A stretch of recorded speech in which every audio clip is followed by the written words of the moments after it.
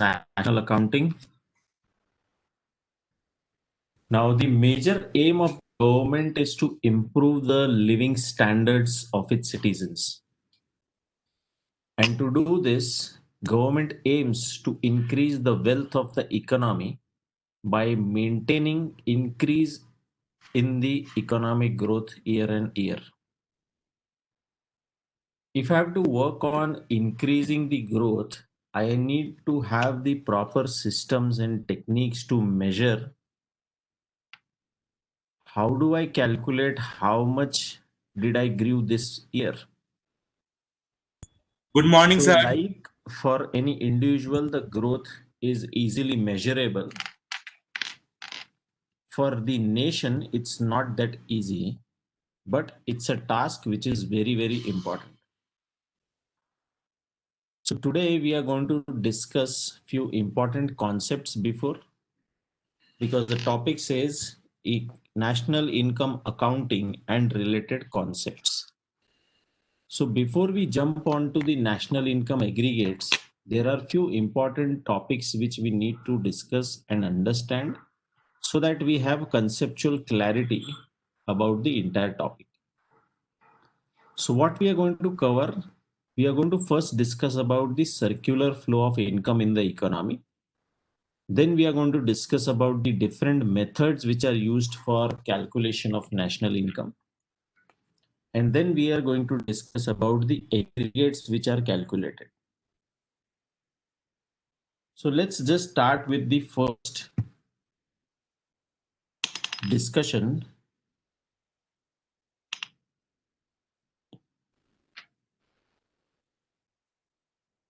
which is circular flow of income.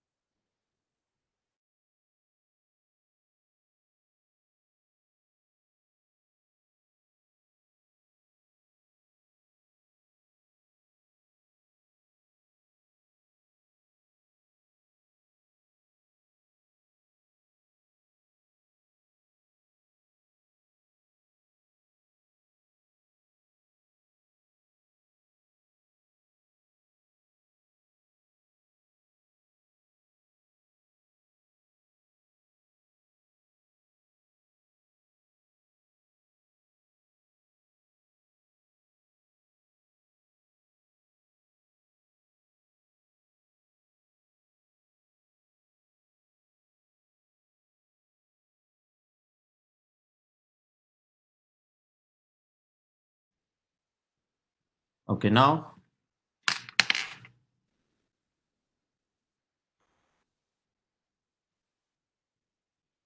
now is it better?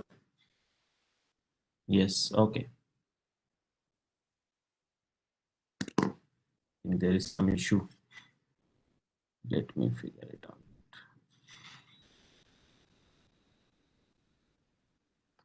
Okay.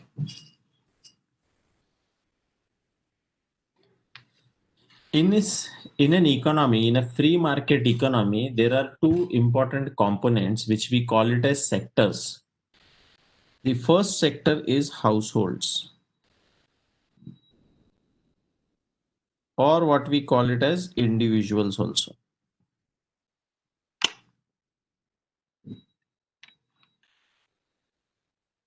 So household means like you and me who are a part of this nation, we are the consumers. Yes, it's the second chapter.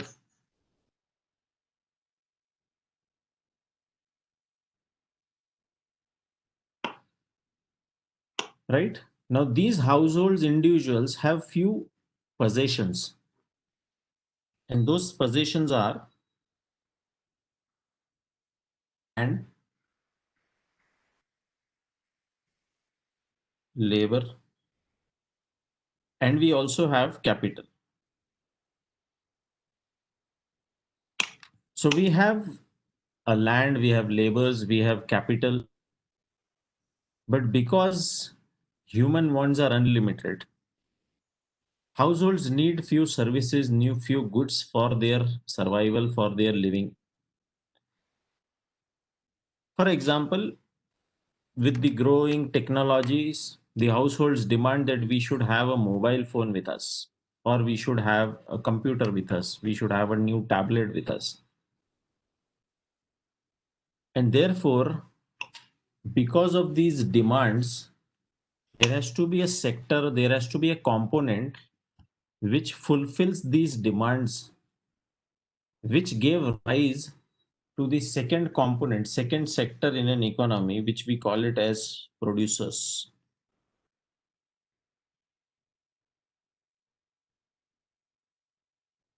or you can say business. The business said, so few of the households, few of the individuals who call themselves as entrepreneur, who says, okay, there are needs which needs to be solved, there are needs which needs to be fulfilled. Let us take care of that. We will start something, we will start a business, we will start our own organization, and we will produce these goods, we will produce these services, and we will provide this to you. But businesses did not have enough land. One person cannot do the entire process, so they need workforce.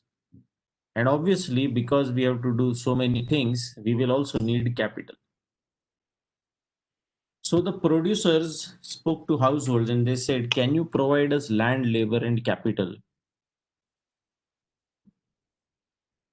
And the household says, okay, no problem.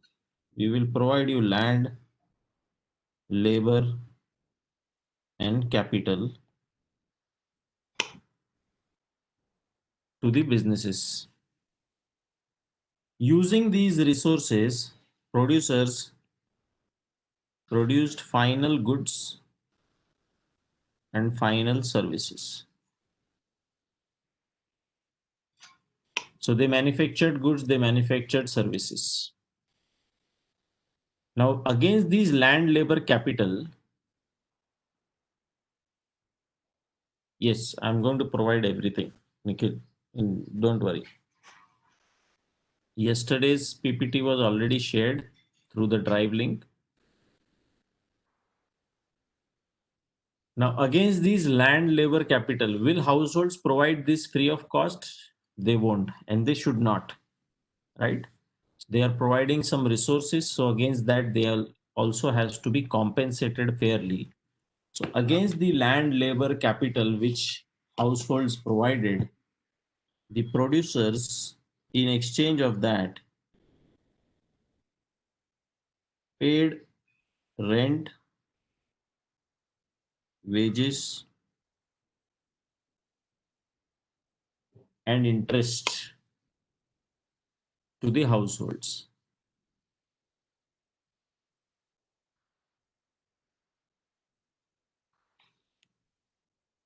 Now, what will happen to these goods and services?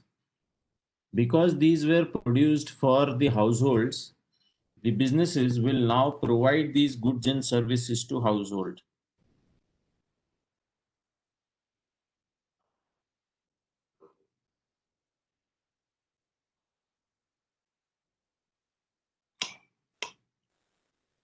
And if land, labor, capital is not available for free, okay, students, I would request if there are any questions related to the topic, please post it on the chat box. All your other queries with respect to the study material, with respect to the Drive link which I shared, let's devote some time at the end, because otherwise it will become too disturbing and it will impact the flow of the session. I know it is important, but let's follow the decorum of the class, because otherwise we are not going to able to complete the entire topic. Okay, so I understand your concerns, but trust me, I will solve those concerns. We will devote some times for that. Okay, please. And one another request is, please stop raising your hands. It's also causing a lot of disturbance. If you have to say anything, if you have to ask a question, please put it in the chat box. Raising hand is not a right option. Please refrain from using that option. It's unnecessarily causing disturbance.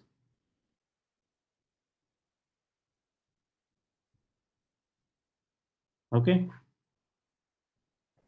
Yes. What about entrepreneurship and profit? So very valid question.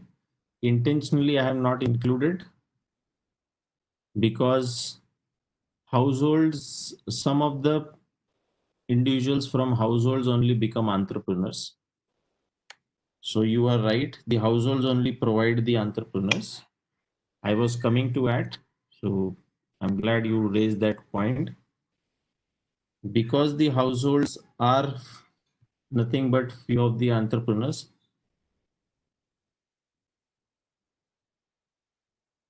and they get profit. Just to have clarity, I refrained from including that to avoid any kind of confusion. But yes, that is also a factor of production. Now, goods and services, final services, there are services which are provided to another business house. Those are not counted. We are counting only the services which are going directly to the consumers.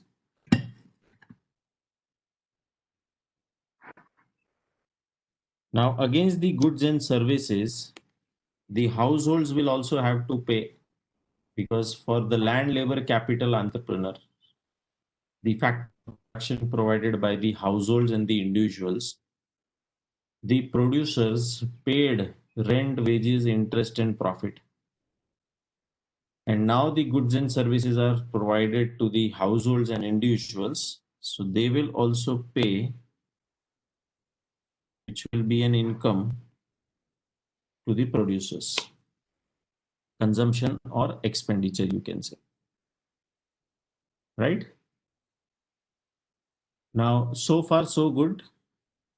But then producers said that in order to provide you these services, these goods, we also need few facilities. You provided us land, you provided us labor, you provided us capital, but we also need few other services, like we need roads, we need good internet connectivity, we need good communication systems, we need water, we need the roads for transportation. Now, what is going to happen to that? Who is going to provide it? Hence, it resulted in creation of another sector or another component in the economy, which is government. Government said, don't worry, we will take care of that. We will provide you the roads, we will provide you all other facilities. But we will also need money. We will also need money. We reach to that chapter, Amir, I will answer your question then. It's not right to ask this question when we are discussing another subject. What is the index price of changes? Okay, let's discuss the chapter first and then I will answer the questions.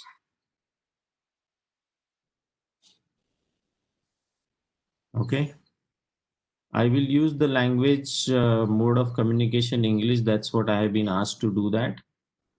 And in between, I will use Hindi because students from all across country are participating. So I have been asked to maintain the medium of communication as English only. How I wish I could disable the option to raise hands. If someone can guide me, I will be more than happy to do that.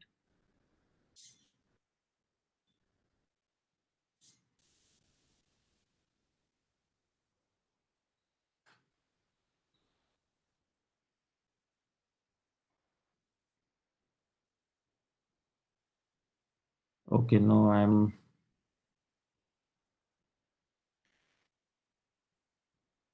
okay. Maybe I will learn sometime and then do it. Okay. Again, please restrict from asking questions which are not related to this topic. So government said we will provide you all these facilities. I will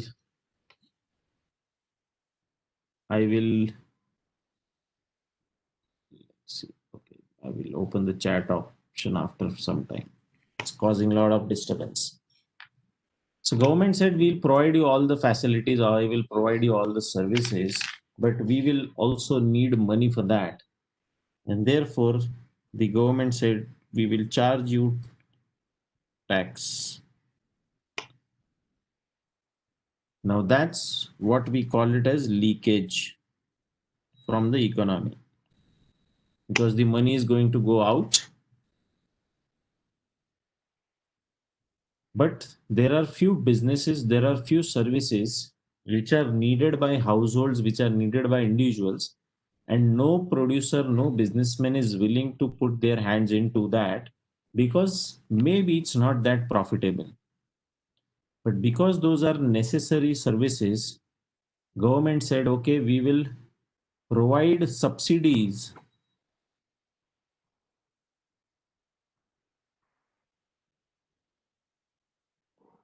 They said for those services, we will provide subsidies if any producer or any businessman is willing to get into that services or get into that activities. So that way, government is also going to contribute in the economy by way of subsidy, and which we call it as injections. So from the economy, government is going to levy taxes, and that taxes will be levied on producers as well as households, because the facilities will be provided to all. And government will also provide subsidy to those businesses who are willing to get into some essential goods and services which no one else is willing to get into. That's going to be a contribution from the government to the economy, right?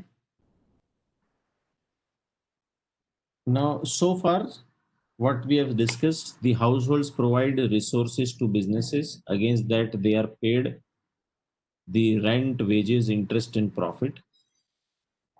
Then, using the resources, businesses produce goods and services. Those goods and services are again provided or sold to households or individuals. And against that, the households pay necessary compensation. So that's what we call it as expenditure.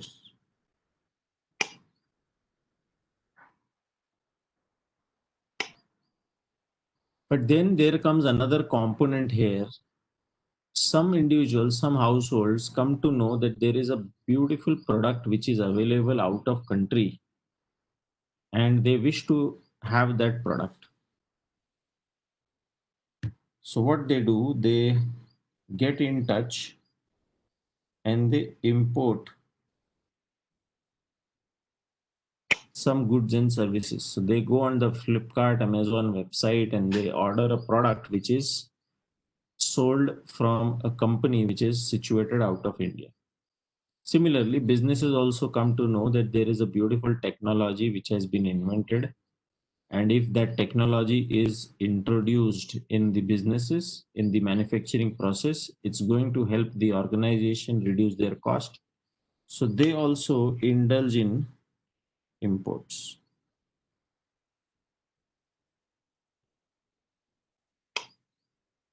So when you import any goods or services, you have to pay for that, and that's again going to be resulting into outflow from the economy. But at the same time, some of the goods and services which India is producing, including an agricultural produce, also has a demand in the overseas market.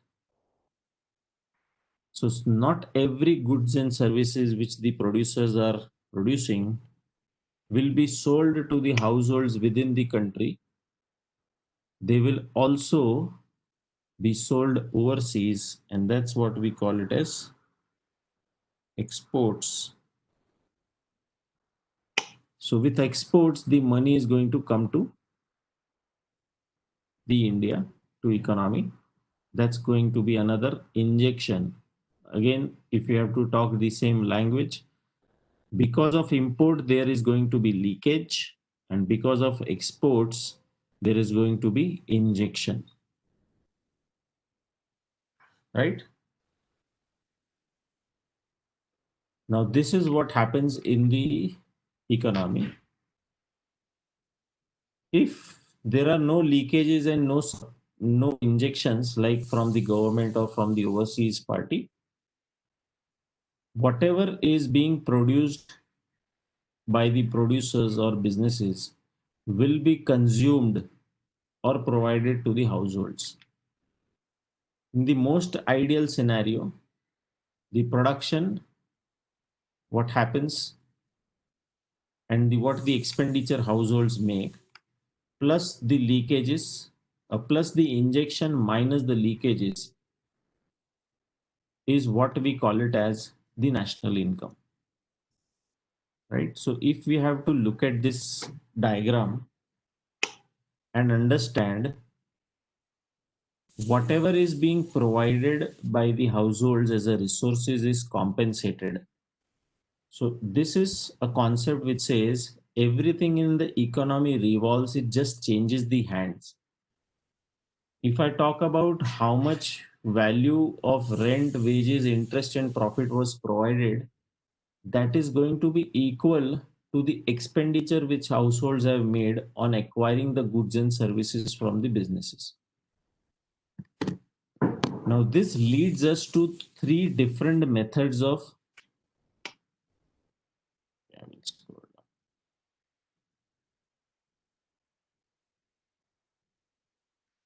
So we can see in the household, in the circular flow, households sell their factor services to firms and in exchange receive wages, rent, interest, and then the household spends this income on the goods and services in the goods market, and in exchange they receive goods and services. Now this economists call as wages plus other forms of income, which is nothing but denoted by a terminology Y. Domestic consumption is denoted by C. Not all income which is earned by household is spent, some is saved. We code this as S. And other money used to buy goods and services are produced, which are produced overseas. That money to buy these goods and services flows out of the country and it's given the code M, which is imports.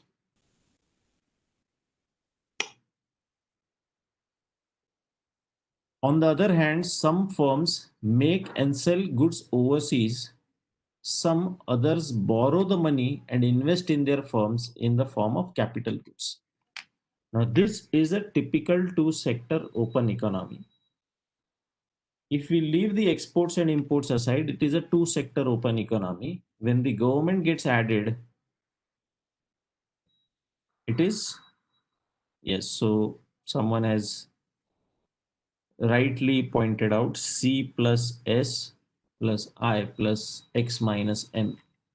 So I is, okay, we'll come to that. Let's not go to the formulas straight away. We'll cover that every also. What I'm trying to explain you that the approach is different. If I look at it from this approach, the perspective is to focus on the income earned by the households. If I look at this approach, the focus is to calculate the national income by calculating how much is the production which has happened in the country. If I look at this approach, how much is the expenditure which the households have made, or how much is the investments they have made. Now, this is the basic terminology. One approach is to calculate the national income by aggregating how much is the actual production of final goods and services which has happened. The second approach is to tap on how much is the income which is earned by the households, which is a very basic method. सबकी income का total करेंगे तो हमको national का income मिल जाएगा. The third approach is whatever income is earned will either be spent or will be saved. So if I do the calculation by aggregating the expenditure and my savings or investments, that is what is going to be equal to whatever I have earned. If I earned 100 rupees and I have spent 80 and I have saved 20, so one way to look at it is 100 rupee is my income because that's what I received. The another way to calculate is I have spent 80 and I have saved 20. 80 plus 20, again I get the total income of the nation. So the approach is different, but the output which we will get will be the same. Hence, there are three methods which got derived from this circular flow of income. Only thing is we need to take care of the leakages and we also need to take care of the injections which happen in the economy. Very simple, all the leakages will reduce the income. So those will have to be deducted. What are the leakages? One is in the form of tax. The another is in form of the import. What are the injections? The injections will be in the form of subsidies and it will be in the form of consideration received against the exports and the government expenditure. So whatever government will spend, either as a subsidy or a government expenditure, will be injunctions. So leakages are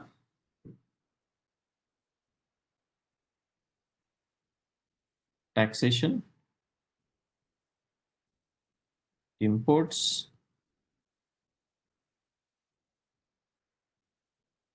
injections are subsidy, government expenditures,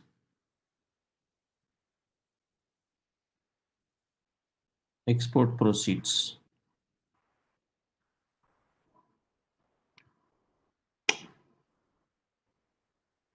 Clear? Now what happens that whatever income a household has earned, they don't spend everything. They save also. So what they do, they save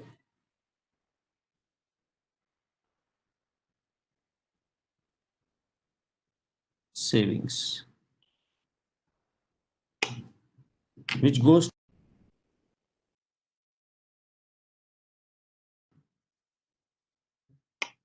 and then the producers needs more money for their expansion on for investment in capital goods.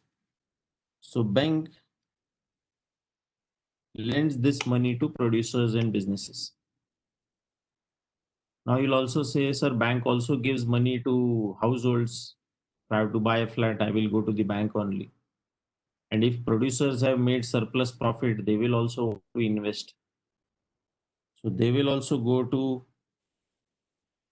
bank or financial institutions. They will also park their savings to the bank and bank or financial institutions will also lend money to the households. Which means not all income which is earned goes back in the economy in the flow of goods and services. Some goes to the financial sector also. Hence, saving is also considered as a leakage in the circular flow because that money doesn't go into the system directly. And similarly, all the investment which happens on the capital goods is also considered as an injection because that's what the money comes out of the financial system and goes in the economy. So if we have to define the leakages, the savings will also go in the leakage because that money doesn't come back in this flow of income directly. It comes through the banks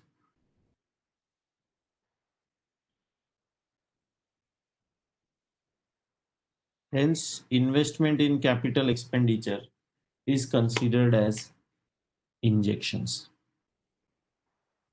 Now, when injections and leakages match, in that situation, the economy will be in equilibrium,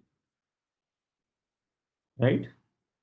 But that's rarely happens. Sometimes the injections are more, sometimes the leakages are more. That depends on how the economy has performed during the particular year. So this concept is clear, the circular flow of income, how income flows, how resources flows. If that is clear, let's jump to the next topic, which is methods of calculation. Exports proceeds are the proceeds which we realize by selling goods to overseas party.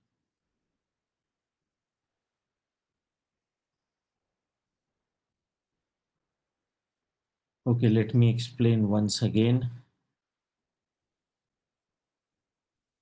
If we look at this diagram, don't rate me for the drawing because I am not that good at it.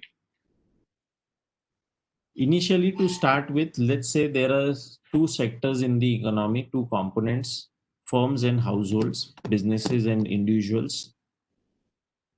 People in households work for firms, selling their services, factor of production, which we call it. And in exchange, they will receive rent, wages, interest, and profit. Now, on the scale of the entire economy, this is what we call it as national income. The total amount of income earned over a given period of time. That's what the income is earned. There are three ways to calculate it. One, I tap the total production which has happened because that's what gets circulated in the economy.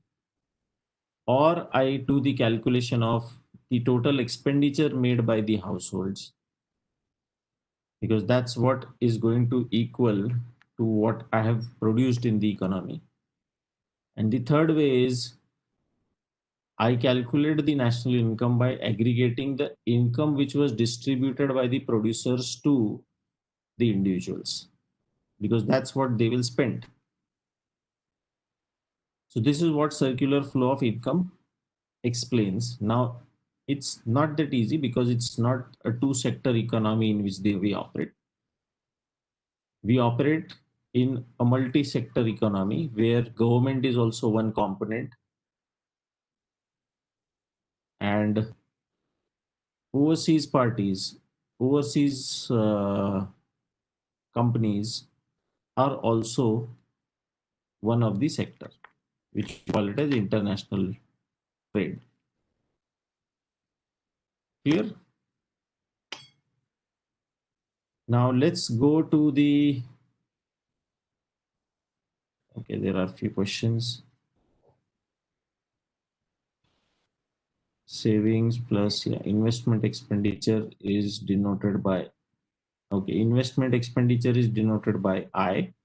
Y is national income. Government expenditure is denoted by G.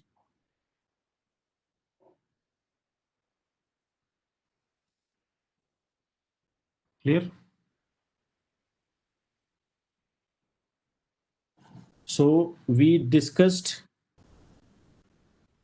how the savings are leakage. Savings are leakage because that money does not go into the economy directly.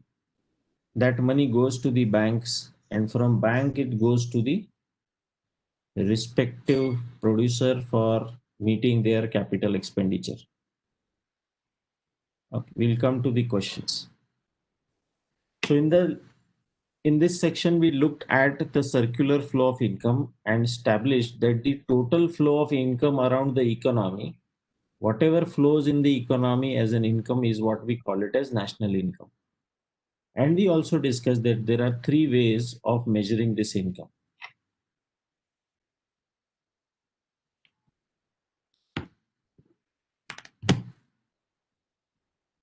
So first is total of expenditures.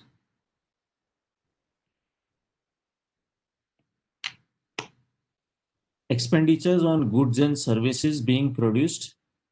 This will include consumer expenditures. This will include investment expenditures. This will include government expenditures. And this will also include the net export spending, which is X minus M. So in the expenditure method, the approach is C plus I plus G plus X minus M. This is what the income is calculated through expenditure method. Another perspective to calculate the national income is we could look at the total level of income generated.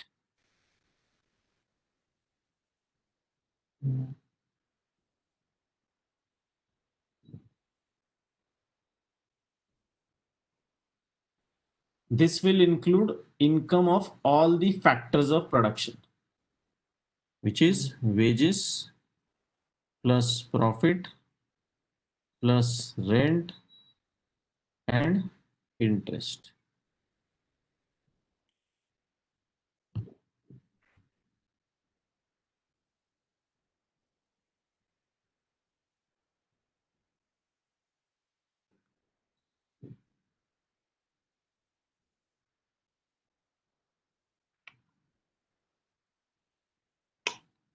Clear?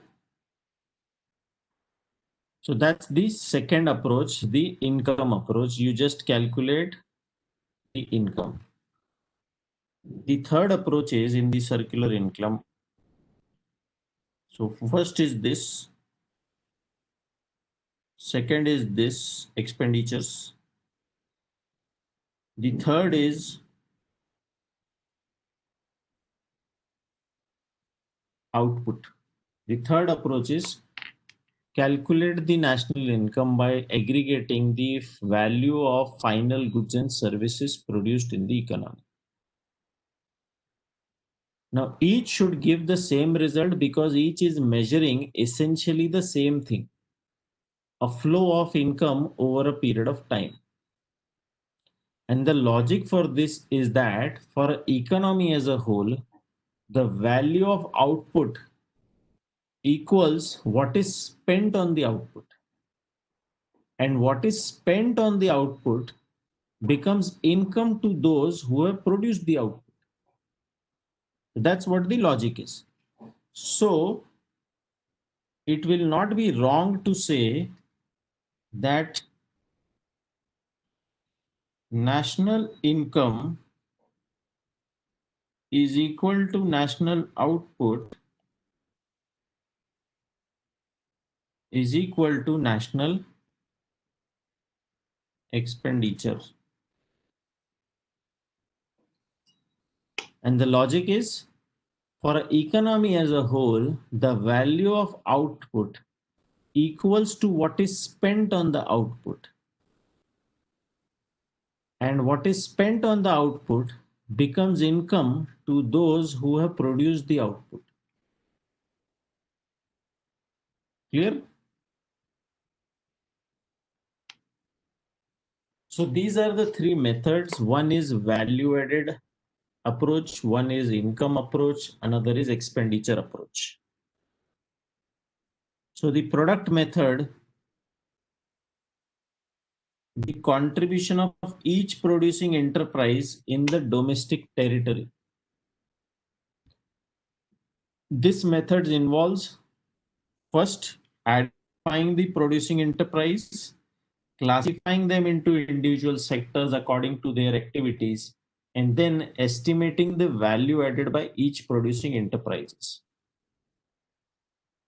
Right?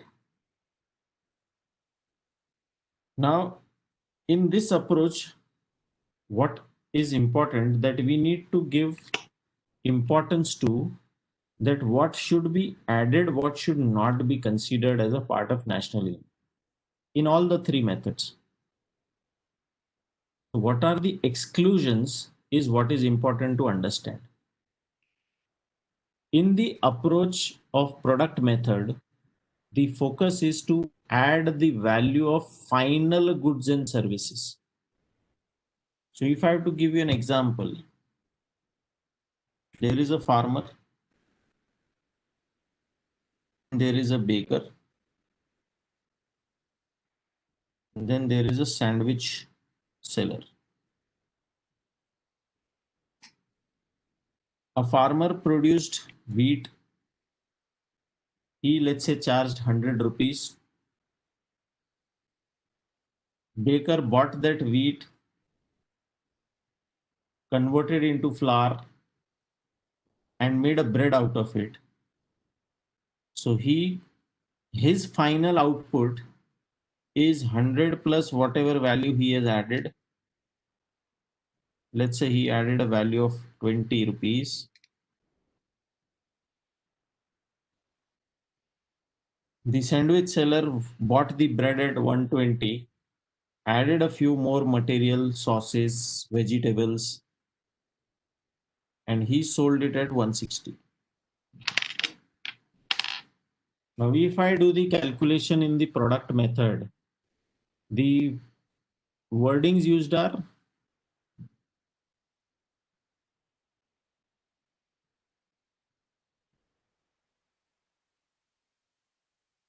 value of all the final goods and services. I have to add final goods and services. If I do the total of this 100 plus 120 plus 160, is this the total output? The answer is no. Because here I am doing double counting. I'm adding 100, which is already a part of the bread, which is also a part of this 120. So double counting is one of the important concern when you're calculating a national income. Hence the focus is either you calculate the final goods, or from this you deduct the value of intermediate goods. Intermediate goods are goods which are used in the process to produce the final goods. So what I will do, I will just do the calculation of final value which gets added. Farmer added 100 rupees, baker added 20, and sandwich seller added 40. Hence the national income is 160. So one concern is double counting. And how do we solve the double counting?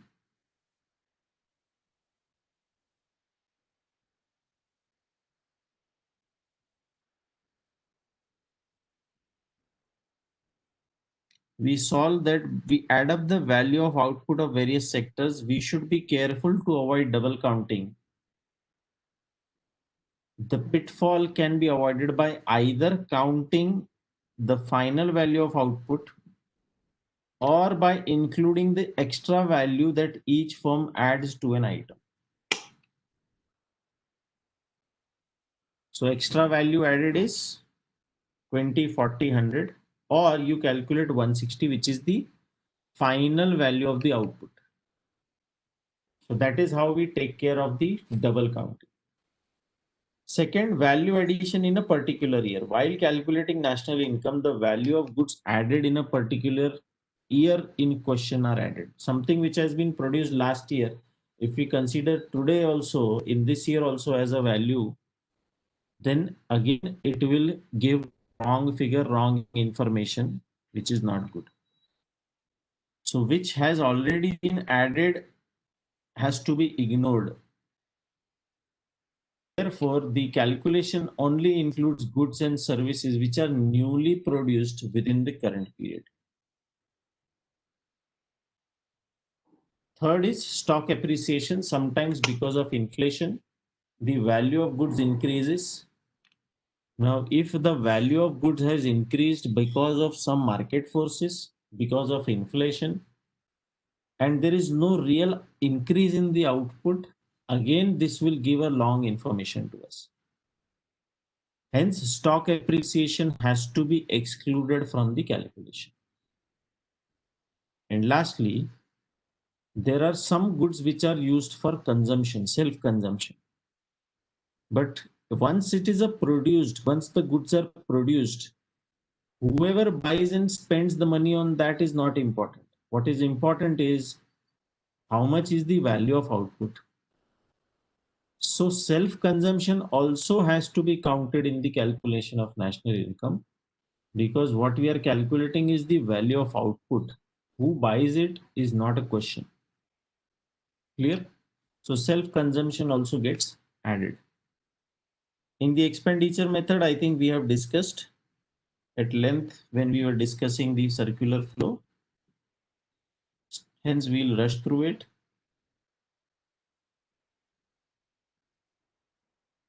We'll go directly to precautions. So in the expenditure method, what we consider consumption, we consider investment expenditures, we consider government expenditure, and we consider net exports. What are the precautions to be taken? The second-hand goods should not be included because they have already been considered once in the calculation. Once a product has been purchased by a consumer, it has already been added in the consumption expenditure. Hence, if those are sold again, we should not consider that in the calculation of expenditures because it has already been counted. Secondly, the share expenditure on old shares and bonds. We will not include that in the calculation. We will not consider the second-hand goods. Similarly, expenditure on old shares. So there is a primary market, there is a secondary market. In the primary market, company issues the shares and they receive investment. That's a injection. That's an investment which has happened. But once I have bought the shares, I sell it on the stock market. I sell to another person who is willing to purchase those shares. But in that case, no money is going to the company. It's a transaction between the two parties for gaining the benefit out of that transaction. So there is no contribution going to the economy, right? Because they are not the expenditure which has gone into the company. This is a transaction which has happened between the two parties. Hence, the secondary market transactions also are excluded. What I spent to buy a share from another shareholder is not an investment expenditure. But when I invest in the company and subscribe to the shares in an IPO, that money goes to the company and that company utilizes. Hence, that is included. Secondary market, old shares, bonds not included. And then there is a terminology called transfer payments, which are also excluded. Transfer payments it's a terminology which is used. It is a terminology which is used that when one party transfers the money to another party without any productive services being provided by one person. That's what we call it as transfer payments, against which no productive activity or productive services have been performed. So expenditure of the government on providing unemployment benefit, retirement benefits, pensions are not to be included because against that there is no output which has been provided. Clear? So transfer payments are also excluded from the calculation. Pension is an example which has to be excluded. The third method is income method. where you just aggregate the income earned by all the factors of production, which is wages, rent, interest, and profit. What are the precautions taken here? Again, transfer payments,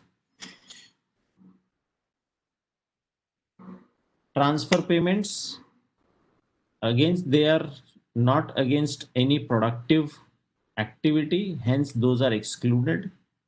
Illegal money through smuggling, gambling, betting, not considered.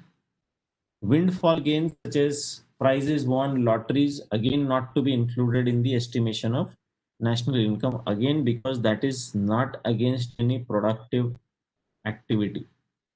No output has been added in such cases, hence that is not considered. And why? Because we are saying that never gets counted in the national income. It may be an income to a person who is into illegal activities, but it is not a nation's income. It is not considered in the calculation of national income. This we have already discussed financial assets. So the same point is coming again. Now in this chapter, there are few things which we need to understand very clearly. There are few differences which we have to consider very clearly. That is one, the difference between domestic and national.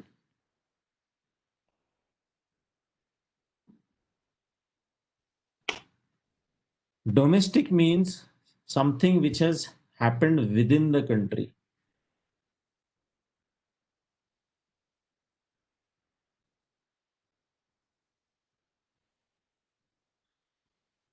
So in India, there are many companies which are situated, which are owned and controlled by foreign companies, and they are contributing to the national income, to the domestic income, because they are situated.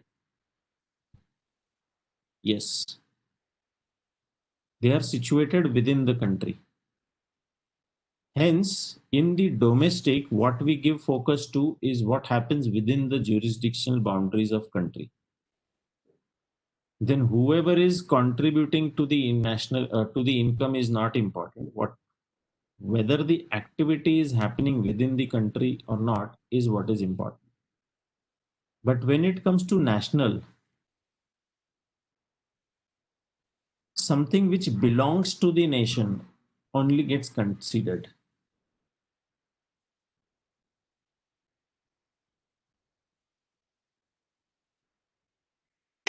Irrespective of where that is earned, if there is a person who has gone out of India, let's say there are many sports players who go out of India, perform there, earn good amount of money, rewards, that belongs to nation.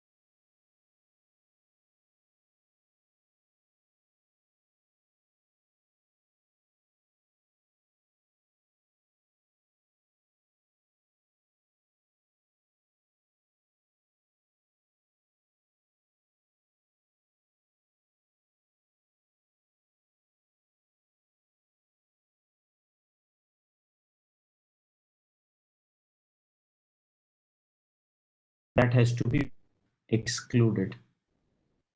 So the difference between domestic and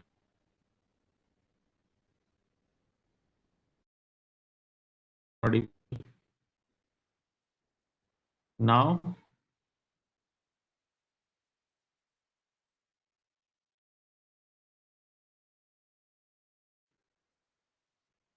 okay, can you hear me now?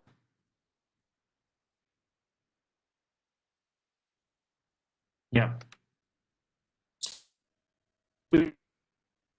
Domestic and national is the income flowing the domestic, whatever in belongs to nation has to be added, whatever income which does not belong to nation has to be deducted. We also call it as NFIA, net factor income from abroad, or some of the terminology also included is net property income from abroad or net factor income from abroad. Clear?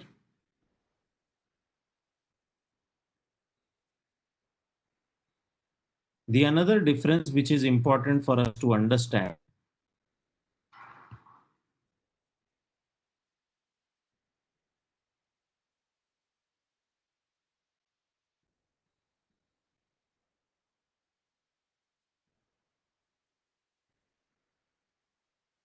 I will. The difference between gross and net. Let's complete this, then I will explain you both once again. As the nationals assets, all the assets belonging to the country, they work towards creating new wealth. So every asset lifetime, and those needs to be replaced. So unless the assets worn out, the national income will shrink and we will see negative growth. To stop this from happening, like in the companies, we charge depreciation. Now, depreciation is important to be charged because that is an amount which is set aside so that whenever the asset is to be replaced, that money can be replaced. Hence, it is a charge to the profit. Hence, depreciation is an expense because we want to take that money out of profit, keep it aside, and use it whenever the asset has to be replaced.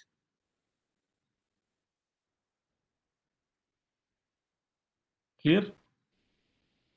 Hence, when we say I'm calculating the gross income, I don't deduct depreciation because national income before the depreciation is charged or the amount needed to replace the capital has been deducted also has as of aggregate that depreciation when it is included, we are saying it is a gross. When it is excluded, then we are saying it is a net income. Clear? So the difference between gross and net is depreciation. The difference between domestic and national is net factor income from abroad. What is net factor income from abroad? Domestic means which belongs to nation, which is within the country, income earned within the country. National income means which income belongs to nation, wherever it has happened. So exports is income of India will be added. Import payments to overseas parties, for their factors which they have provided is reduced. Now, the payment to overseas parties can be more than what we have earned from the overseas jurisdiction. Hence, NFIA can be negative also. Clear? So net factor income from abroad But in national income, NFI is included if you want to grow from domestic to national. Yes. So net factor income from abroad, you add it to the domestic income, then you arrive at the national income.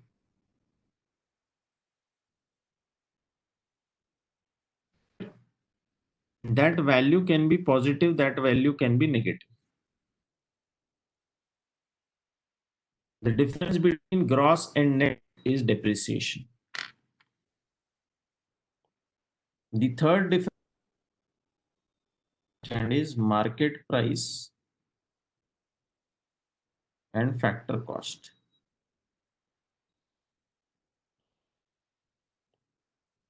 Factor cost means which are the factors of production? Factors of production are land, labor, capital, and entrepreneur. Clear? Land, labor, capital, and entrepreneur. So wages, rent, interest, and profit is a part of factor cost. Rent, wages, interest, profit is a part of factor cost.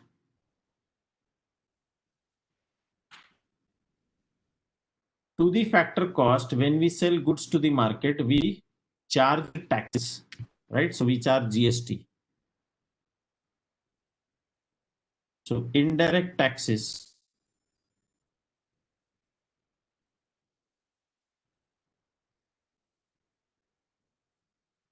are added, right?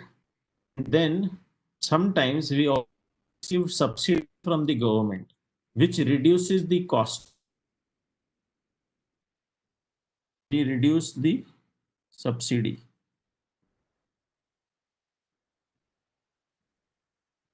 Because subsidy will be received from the government and our cost will go down. Indirect tax will be added because the price will get increased. So if we are going from factory to market price, we will add indirect taxes, subsidy. This is net indirect taxes. Taxes minus subsidy.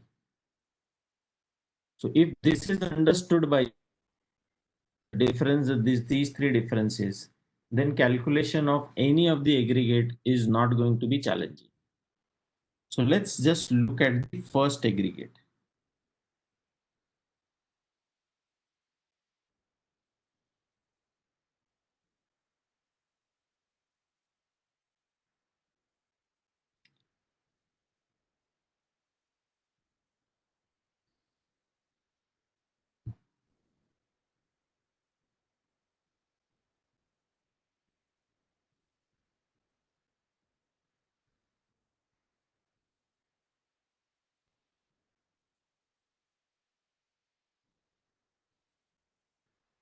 Let's say the first aggregate which we are calculating is GDP at factor cost. How we will calculate GDP? We have three methods: value added, product or a product method, expenditure method, or income method. Which method you want to use is okay. In the product method, we will calculate the GDP by adding the value of final goods and services. In the income method, we will calculate the income. We will calculate the national income, the GDP by calculating the income part, which is wages, rent, profit, and interest. In the expenditure, we will calculate the national income or GDP by aggregating consumption expenditure, investment expenditure, government expenditure, and net exports.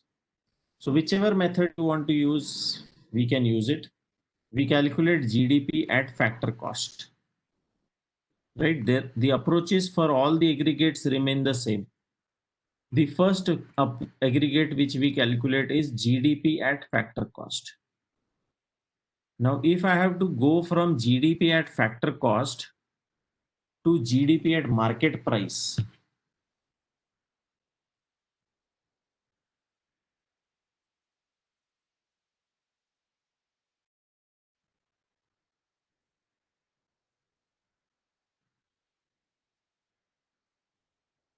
What is the difference? Here it is factor cost, here it is market price. GDP at factor cost and market price difference is add indirect taxes, reduce subsidy.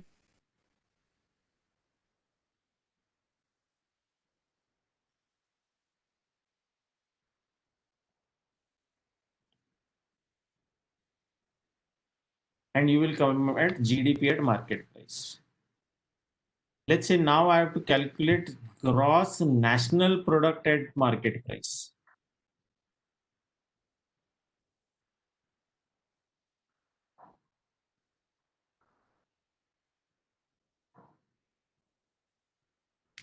How will I calculate? The difference is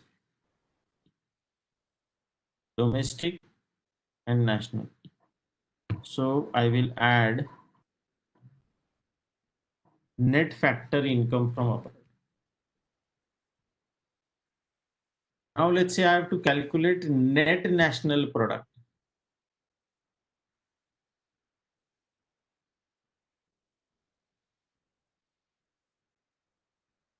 At market price.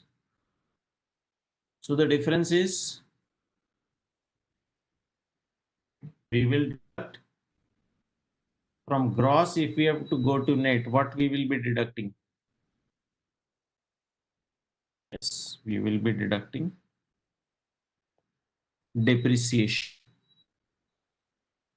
And now let's say I have to again go to net national product.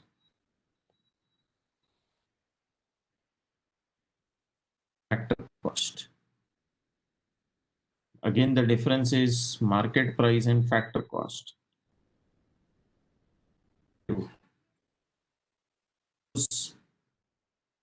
Net indirect taxes. Now, net national product at factor cost is what we call it as national. In the exam, the question will come, what has to be added, what has to be deducted. So what is important is what starting point is you have to focus on, right? So whenever someone asks us a direction, so first we ask them, no, where are you standing? So where are we standing is important, and then only we can guide where we have to reach. So what steps needs to be taken. So always focus on the question and identify which is the starting point.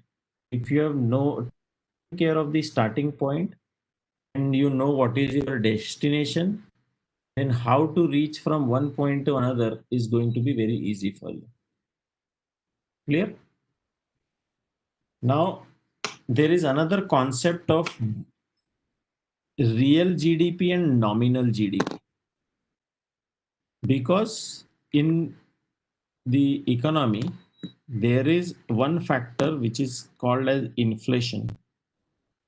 महंगाई जिसको बोलते हैं.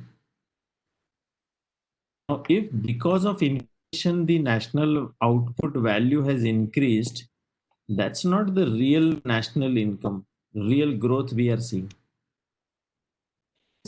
To identify how much is the actual growth which has happened, there is a concept of GDP deflator which is calculated. Now, deflator is nothing but to find out how much of the growth has happened actually if we take out the effect of inflation.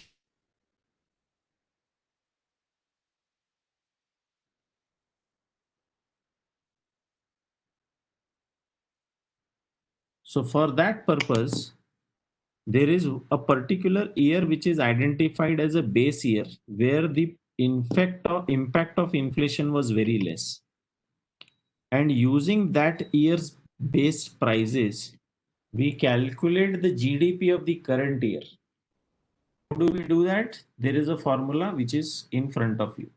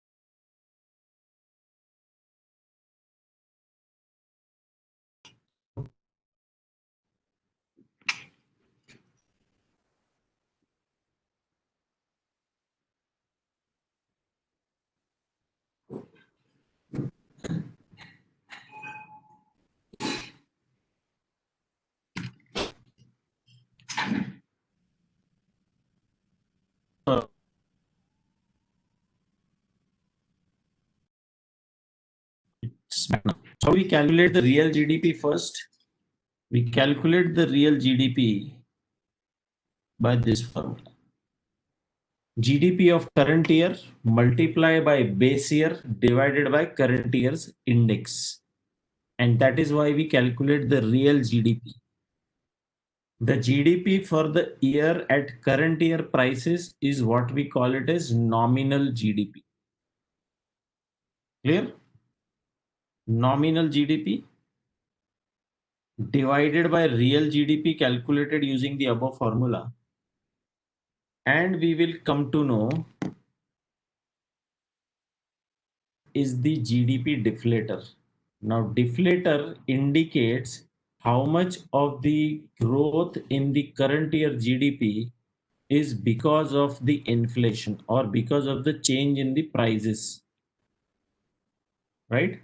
So that's important for the government to know that how much is the actual growth which has happened and how much is because of the inflation.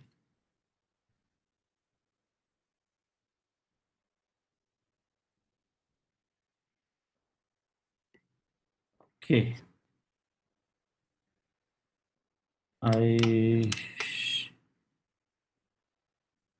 Okay.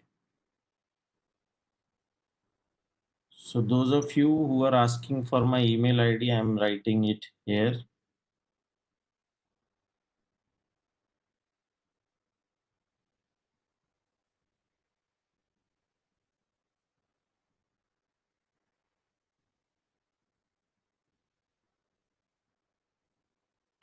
You can send your queries, if any, on this email ID. Now, some of you were saying that you were not able to access the drive. So I checked it. It's working fine from my end. Maybe you will have to try it from another system. I will share the link of that drive once again. Just a second.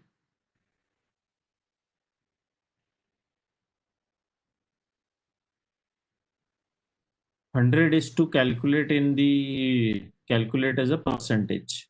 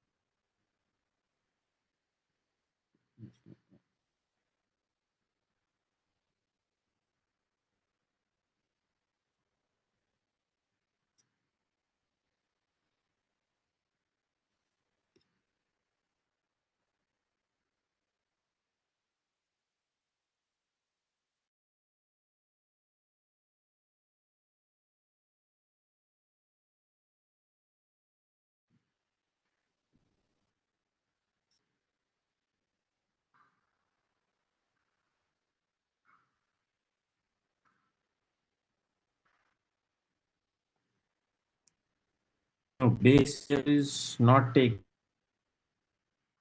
Base year is identified first, and the price index for base year is taken as. You are talking about GDP deflator, or you are talking about real GDP? So the link I have shared with all. This link will have uh, all the material which is relevant for you for the entire syllabus. There are some MCQs also available there for your practice.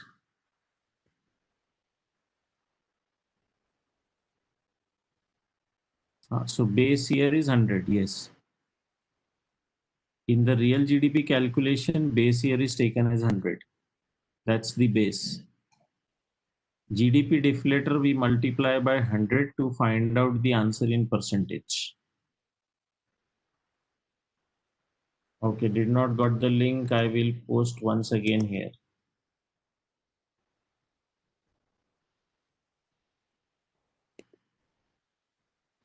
Okay. So these are some of the aggregates. Then we have few more aggregates given in the chapter, which we'll just rush through it. From national income, if we have to go to calculate the domestic income, what we will do from national, we have to calculate domestic. So we will deduct the net factor income from abroad.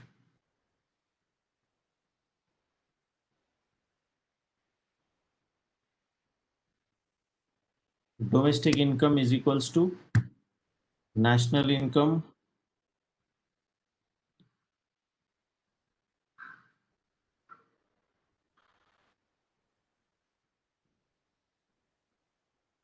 minus net income from abroad.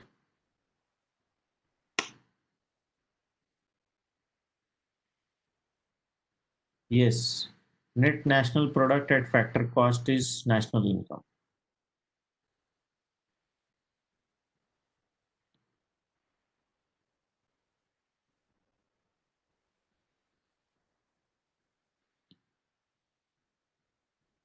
Okay. Once you have calculated the domestic income, your speaker is off. No, it's on.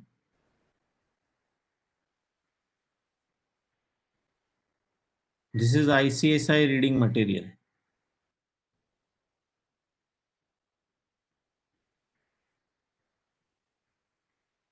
Okay. Now, private income means income earned by private individuals. So once you have calculated domestic income,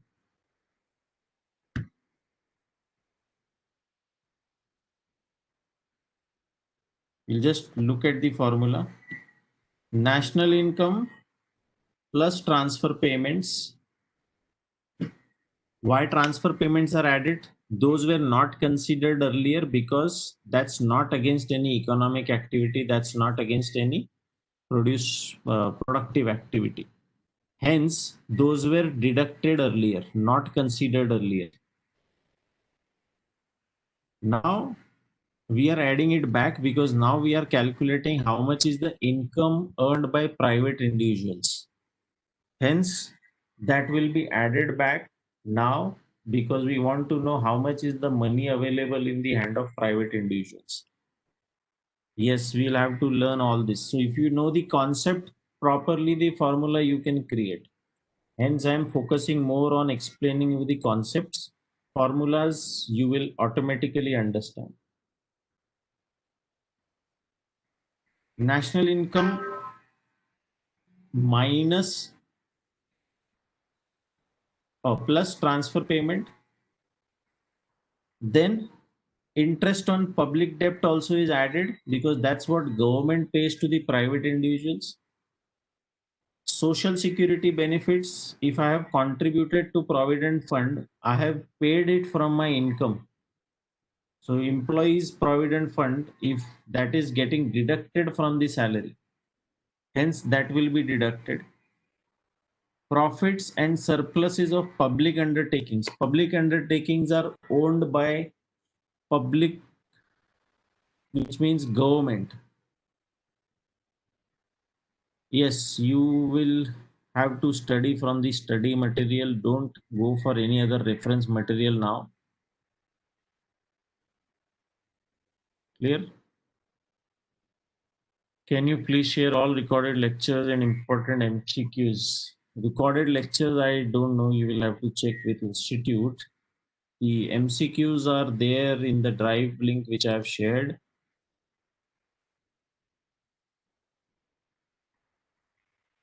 Best strategy for preparation will be to cover the entire subject material.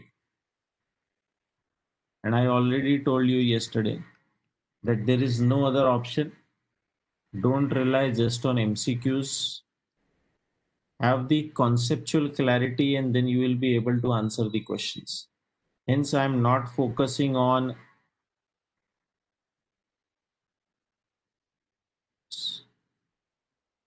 yes. There are MCQs, there are reference materials. Those are created by me. Those are not available anywhere else. I have created those notes just for my students. So you can make use of that. Interest on public debt is a government pays interest. So if I have given loan to the government by way of investing in government security bonds, then that income which they are paying, the government is paying by way of an interest, is going to the private sector. Hence that has to be considered.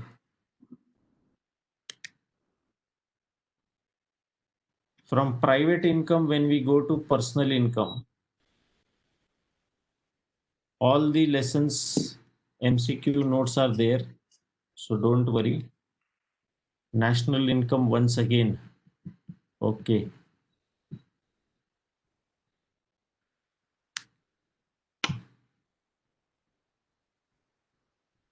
Transfer payments are payments against any activity which is not an economic activity, not a productive activity.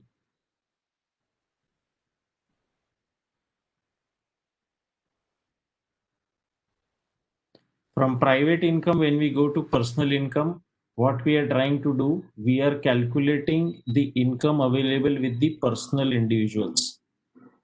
Now, the formula, if you see, most of the things are common. You deduct undistributed corporate profits. Undistributed profits are deducted because those are still with the enterprises, those are still with the organizations. Those have not reached the hands of individuals, hence, those are deducted. They were already part of national income because in the national income, you calculate all the factors of production: rent, wages, interest, and profit. So, profit was there, but distributed profits has already reached persons, individuals. Undistributed profits has not reached, so that will be deducted. Profit taxes again will be deducted because that's an outflow.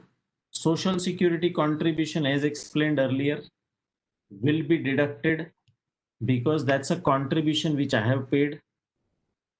Transfer payments, again, those were not included in the national income, hence are added now because that's an income which is accruing to the individuals. And interest on public debt also was not considered earlier because it's an interest paid by government to private individuals. Hence that will be added now because I am calculating now the profit available to the persons, individuals. Now from the personal income, I want to calculate the disposable income, means which is available to me for expenditure. So what I will do, from the profit or from the income which I have earned, whatever taxes I have paid the government, if I deduct that, I am available with what I can spend. So disposable income is very simple. Personal income minus direct tax. The another way of calculating disposable income is whatever I have spent plus my savings. So concepts are very easy. If you have concept clarity, then this is very easy for you to calculate. Real income we have calculated in the real GDP. Per capita income is again a very important calculation. It is simply you calculate how much of the national income per person in the entire population. So formula is very easy. When you have calculated national income, you just divide the national income by the total population of that year and you will calculate per capita income.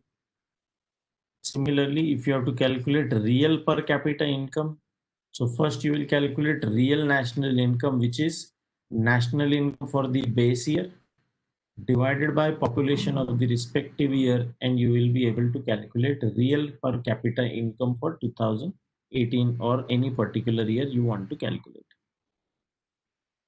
Clear? So this completes this chapter. Tomorrow we'll start the session with few MCQs because I have been receiving requests. Then we'll complete the third chapter very fast because there is not much to explain in that chapter. And we'll straight away jump to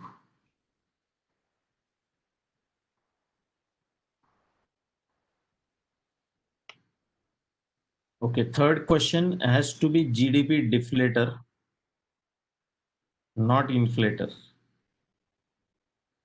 There is a mistake. Shreya. Clear? So tomorrow we will be covering at least a few MCQ, then the third chapter, and one more chapter we'll complete tomorrow itself. Okay. So it's time for me to hang up now. Take care, guys. Stay safe, stay blessed, and keep preparing. Again, I'm saying reference material provided by ICSI is more than enough. Don't go for any shortcuts. Read the reference material properly, and I'm sure you will be able to clear the exams. Thank you so much. God bless you guys. Take care. Bye bye.